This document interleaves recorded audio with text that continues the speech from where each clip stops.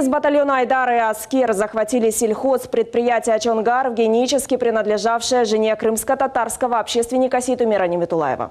По словам заместителя председателя региональной общественной организации Кырым-Бірлігі Рустема Неметулаева, без всяких оснований захватчики выгнали всех сотрудников с предприятия и начали проводить неправомерные обыски.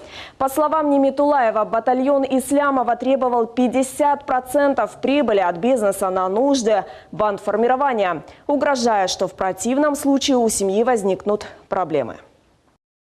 Батальон Ленура Ислямова, «Аскер», они уже пытались захватить у нас пансионат, это тоже в Геническом районе, где тогда это получило массовую огласку, и они как бы отошли в сторону. Да? Что на самом деле произошло позавчера?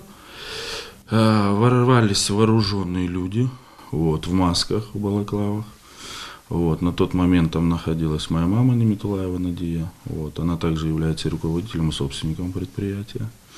Без всяких оснований батальон «Айдар» и батальон «Аскер» выгнали всех сотрудников с предприятия и начали проводить неправомерные обыски. Да? То есть мы с вами понимаем, что на сегодняшний день правовых норм никаких в Украине, в государстве в этом нет.